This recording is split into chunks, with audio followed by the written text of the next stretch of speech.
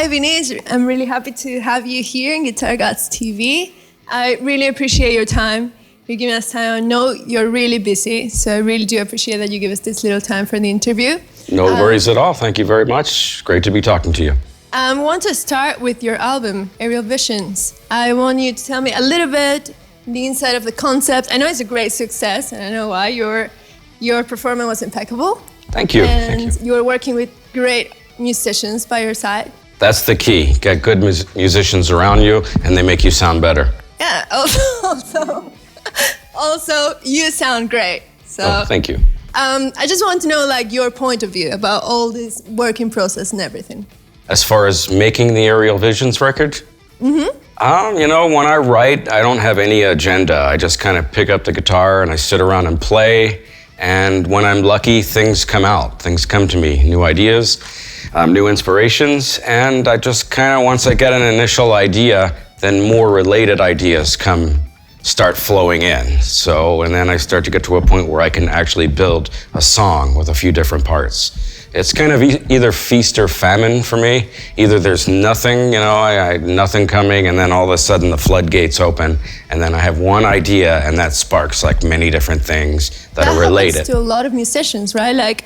All musicians, we have this within us, the inspiration and the motivation, but we just don't know how to take it out. Yeah, you don't know when it's gonna come out, actually. I don't know if it's the mood you're in. Or something that triggers it, nothing. Well, drink a lot of coffee and have the guitar in your hand, because the more you have the guitar in your hand, the more you increase your odds of coming out with something, although I do hear things in my head sometimes, crazy voices. I've heard that from musicians before, actually. Yeah, I do get it, especially once I start on a song, then more ideas I'll walk away from the guitar, and as I'm walking away, I hear something else, and I have to run back to the guitar, figure out how to play it, and then record it.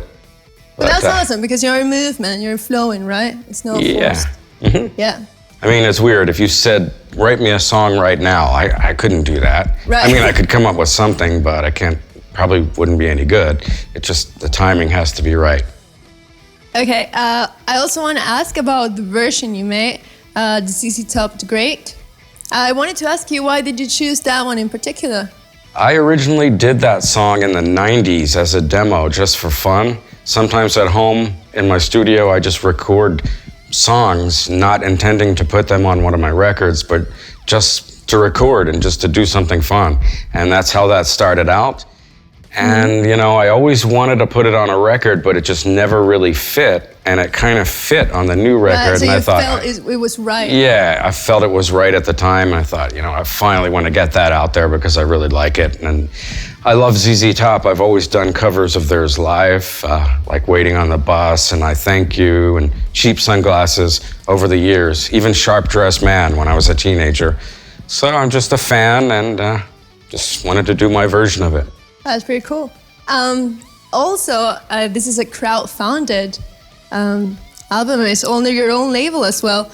Yeah, I started my own label called Mind's Eye Music, and I actually made the record myself, but I got to the point where it was finished, and then I went, oh no. Right. I'm really happy with it, it's finished, but what if I put it out there and nobody knows about it? So you have to have a press campaign to let people know it's available all over the world. And so I used the crowdfunding thing to for the press, to hire press agents and get it out there. Do you feel like it also connects you with your fans a little bit more? I think so, yeah. I like it, it's a more tight community. Yeah, I mean, I think they're a part of it. They feel a part of the process, which... Would you do it again then? Yeah, not anytime soon, because it was a lot of work, but I would definitely do it again in the future, and I would recommend, to other people that they give it a try too. Are you going to make a tour with this album? Yeah, I have one show booked next February on the Monsters of Rock cruise that leaves from Florida to the Bahamas. And we want to build some shows around that, like right before the cruise, some other things. And what about Europe? Are you coming to Spain? I don't know when, but hopefully. U.F.O goes to America in March of next year, so I have a short window of time. But hopefully after the U.F.O tour. Put it bang, Spain, the next day I come back. It's so great here, the people and the fans and everything, so I'd love to come back. That would be great. I also wanted to ask you about, right now you're in U.F.O, it's a big band for the history of rock. So I wanted to ask you, like, how do you feel about it? You think you're on the top of the tops of your career, or like? It's awesome touring with the guys. We get along really well, which makes it a lot, 100% more fun. It's not just a band playing on stage. We have a good time traveling on the bus, at hotels. We enjoy being around one another, and that always makes it a lot easier. I mean, I've been out on tour doing guitar clinics by myself, traveling all over the world, and that's a lot less fun and more stressful. I mean, I like doing guitar clinics, but it's just definitely more cool to be a part of a group. Right, it's a lot better when you're traveling with your friends and you feel exactly home with them. Yeah. You can like chill with them. Mm-hmm. Yeah. Way easier. I want to ask you about guitars because we're Guitar Gods TV. And you're a guitar player, so you also love talking about guitars, right? And I like TVs. Yeah, so it's perfect combination. So I wanted to ask you, how many guitars did you bring with you? On this run, believe it or not, I only have 3. I have 1 acoustic, and I have 2 of my Dean Vinman 2000 signature guitars. My red one, which seems to be my favorite, and then the Mind's Eye guitar, which is like a graphic that looks similar to the Mind's Eye record. And, at home, if we were touring America, I might bring out 1 more electric, but I found lately that 2 have been working fine. I've alternating back and forth, so it's not like there's a main and a spare. There's 2 mains. Oh, it's pretty cool. So you have like the best fusion there, right? Right, and I threw some different pickups in each guitar, so they sound slightly different, so I get a little bit of variety, from it. Cool. I want to know a bit more about the signature guitars. Oh, somebody's clapping over there. Who is that for? I've been working with Dean for maybe 6 or 7 years now, and I've known the owner, Elliot Rubinson, for ages. And they began to talk to me about doing a signature model. And at first I was a little apprehensive. I didn't know if I would want to do that because I did it in the past, and I don't know. I just left a bad taste in my mouth. But anyway, I started to talk to him, and they were really excited about making me exactly the guitar that I wanted to... like your dream guitar, My dream guitar. And so we began to talk about it on the phone, and they put together a prototype, a handmade prototype. I flew down to Florida, where their headquarters is, tried the guitar, and it was like probably 90% of the way there. That's amazing. The shape was great. And then at the shop, we just started changing things, like cutting. They would take it and cut wood, like in the back, change this angle, or so shave the neck. You could just see it, like the process of it? Right, yeah. So, cool. It was close, and we just started to hone in on things like that and to get it the rest of the way. That's pretty cool. So we talk about your dream guitar. Like, do you know, like, the proper characteristics? If you could live in the perfect world, right, where you can have, like, the perfect guitar, what would be, like, the characteristics of it? The perfect guitar. The perfect guitar. You just let your imagination go. It would be shaped more like a woman, and I could just like float right in front of me, and I wouldn't even have to touch it. I would just like look at it, and it would make music. That sounds like a pretty cool one. Just looking at it. Right, and whatever I thought would transform like to the guitar. Telekinetic fusion with exactly, the guitar. Yeah. Sounds good. All right. What else did I wanted to ask you? I wanted to ask you about the bands that influence you, because you are in a really huge band, right? But there are also bands that moved you and modeled you through like the beginnings of your career to where you are now. So I want to talk a little bit about the bands that are a part of you, that are within you, in your heart. That I've played in, or bands that influenced me? The ones that influence you, yeah. Oh, okay. When I first started out, it was Brian May with Queen, definitely Ritchie Blackmore with Led Zeppelin, yeah, Deep Purple, and Jimmy Page with Led Zeppelin. And also early on, Jeff Beck was a huge influence on me. And, from there, Van Halen was like an extreme influence. Oh, there were so many. Jimi Hendrix, Robin Trower. I love Jimi Hendrix. Yeah, me too. He's one of the gods. Who else am I missing? Yeah, I said Robin Trower. Carlos Santana was a big influence. Santana, of course. Yep. And I'm sure I'm forgetting some, but that was a good start. Yeah. Larry Carlton, Al Di Meola. Yeah, we can keep going. There are so many people that are just great, aren't they? Exactly, and it was all there for the taking as a kid growing up learning to play. I was just listening to all of it and absorbing it. And some of the guys, I really got into copying them and learning their solos note for In note. the beginning, it's like that, right? Like we all copy a little bit and then Right, you yeah. get That's so how you inspired. learn. Exactly. And others, I didn't really learn their solos, but just from hearing the music, it was an inspiration. Like jazz guys like John Coltrane were an influence, and I'd never really tried to play any of his stuff because it would just be too difficult on guitar. Right. But just hearing it like opens up some new doors in your mind, and it's an inspiration. Yeah. I also want to talk about your style. You have come through some phases like new classic, hard rock, and also you put some fusion in it and also a bit of heavy in it. Are you looking for exploring, or do you feel like you're tidy enough? Or you're out Definitely for want to explore, and my personality is a little bit all over the place anyway. Oh, that's amazing. I'm That like gives a you a moody lot of guy. range, right? Yeah, so I'm reflecting different moods that I have, and I'm into so many different styles of music that, it's gonna come out in what I do eventually. So, what would you say it would be a Vinnie Moore song, like an undeniable song of yours, like with your signature 100%? Wow. I mean, I would say all of them are in a way. They're all like children. They're all a pretty good reflection of who I am, but different parts of who I am. But what do they have to have in order to be yours? It has to have a feeling and a melody. It can't just be a bunch of 2 or 3 chords and let's just go nuts playing guitar over it. You know, that's fun too sometimes, but it has to have a mood and a melody and just a feel and make me feel something when I write it. I have to have a mood to be writing. And also, the people have to feel it as well. Exactly. Right? Hopefully. It's an expression of you in the end. Right. So they have to be feeling something. Sometimes they don't always get what I was thinking. They have a different interpretation. And, you know, I don't like to usually tell people what I felt or what I was thinking. That's the beauty of art, right? You have your own interpretation and Exactly. people can see it however they want to see it. That's a beautiful thing. I also wanted to talk about you about effects because you surely use them. You do have a really raw and pure, beautiful sound, but everybody uses effects every now and then, and they give you a mood and they give you some different tones. Certain parts are written around a particular effect too, so yeah, it's important that you have So I wanted to know it. how, like, the ones you like. And It's funny, the guys in the band always make fun of my pedal board because I have maybe 8 pedals on the floor and I'm stepping on things and they'll tease me that's about really cool. the wah-wah and what's up with these pedals? They'll come up and pretend like they're stepping on things. And when Barry Sparks was in the band playing bass with U.F.O, he'd actually come up and play my wah-wah for one of the solos. But you know, when playing yours.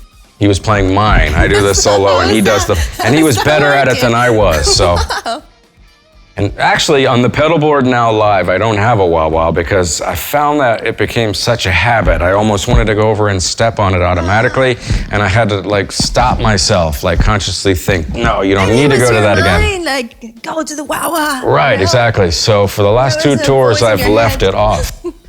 Okay. The wah-wah is cool though. Maybe Yeah, definitely a cool effect, but not to be overused. Yeah, it's funny. Phil from U.F.O was teasing me the other night on the bus. He played some Jimi Hendrix where Jimmy was using the wah-wah, and he's like, now that's a guy who knows how to use a wah-wah. So we're just... You too, it's just your voice in your head. It's going nuts. It's like the wah-wah, the wah-wah, the wah-wah. Yeah, you play and you can't not do this when you do it. Oh, you do? It's hard to do this. You go like that? You go like No, your mouth always moves with the wah. It's impossible to just go and keep a straight face. Maybe that would even look funnier. Like if you go and do a poker face while you're doing the wah-wah, that would be just way too Right. strange. I mean, I make crazy faces anyway, and I can't avoid it. I did a clinic once back in the 80s, and somebody said, why do you make those faces? And it's like, you know, I'm kind of unaware of it, but it's just what I do to get into When you're to in my the zone. you're in the zone, right? Exactly. Yeah. And so I became conscious of it, and I played another song at that clinic, and I tried to keep a straight face, and it had none of the gusto, like the feel. So You know what you mean? You need the funny faces. Exactly. Like they do build you up, and you're like in the zone, and you forget about the world, right? you don't have sex and just have a straight face. I mean, No, there's emotion. That would be so weird. Yes, not Imagine good at that. all. Oh, that would be terrible. No. So back to effects, sorry. Yeah. So On to music. on the pedal board, I usually have 2 delays. On this tour, I have 3 delays because I found these new TC Electronic mini delays. I mean, they're very small and programmable with these things called tone prints. That's pretty cool. Yeah, so I have those, and I have my MXR carbon copy. I have a noise gate just because sometimes you get noise from the amp in different venues. I have a Boss PS6 for a slight detuning, which gives a chorusy effect for some songs. I have my MXR Phase 90 for the phase shifter sound. And what else do I have? I have a Beano made by Analog Man, which is like a treble booster. Wow, that sounds crazy. Yeah. And I also have a Keeley fixed wah-wah. So a lot of people get the wah and they go to the fixed position to find like one tone. And this has that. It's already preset. So you don't have to step on it. You just turn it on and it's already in the position you want.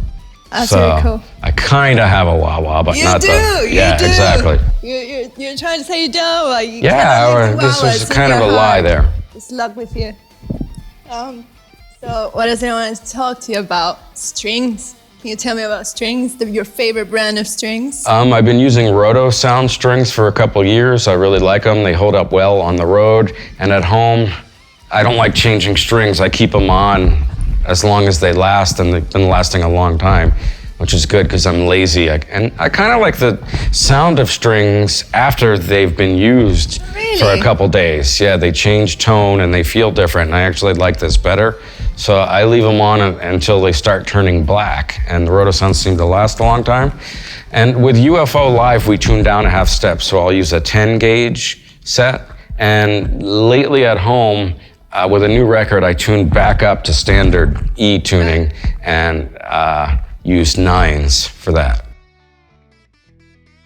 That's really good. What else did I want to ask you? I think to wrap it up, we have to have a great advice that you can give to all of our guitar maniacs out there that are looking to us. Because, you know, it's what that I was talking to you before, the motivation, all the inspiration. Sometimes you're feeling down. It's nice to see somebody like Vinnie Moore giving you an advice and being like, yeah, I can blast this up. I can do this. I can bang it. So my advice, well, just do it for the love of it. You have to have the love and the passion and use it to express yourself. And that's exactly what I do. I mean, what most people who do it, that's the reason they play, because for the love of it. And it doesn't matter what level you are technically, you know, you can still put your heart into it. And that's really what it's all about. What about like being commercial? Because you do have to be commercial sometimes, and you do have to give up a little bit. There has to be some appeal in your music and playing that transcends to someone who's listening to it. And, you know, finding that it's hard to describe how to do that. It kind of has to happen natural. But yeah, I would say just do it for the love of it and play in front of people and try to find that inner voice that tells you what is about you that's appealing to other people. I want to go back to the album. I want you to specify the people you worked with and how was it like to work with them? I went into the studio called Surefire Studios in New Jersey with my friend Richie Monica, who plays drums, and he had done some live shows with me, and I really like his drumming. He's got a lot of technique, but a great feel, a lot of swing, and that's what I was really looking for in a player. And so we went in and we cut the tracks together, and then I got home and I didn't know who I was going to have play bass on it. And I started thinking, oh, I could get this guy, I could get this friend, I could get this friend, and there ended up being like 4 of my friends playing bass on there, plus me too, so there's 5 different bassists. That's and pretty cool. It wasn't really planned that way, it just sort of happened. And I played guitar, and Richie Monica on drums, Elliot Dean Rubinson on bass, Dave LaRue, who plays with Steve Morse a lot in the Dixie Dregs, and also Flying Colors. Dorian Hartsong, who played on my Out of Nowhere record, who also plays with Jason Bonham in the Led Zeppelin Experience. And there's one more, Rob DeLuca, bassist from U.F.O. That was a no-brainer. Thank you very much for your time. Really happy to have you here again. I hope we see you soon in Spain, for Me sure. too. And I hope you have a blast in Spain, because Spain is amazing. You're gonna have paella right now. You're gonna love it. I always like it here. You should come back. Absolutely. I hope you have a blast here. Thanks so much. Great to be here.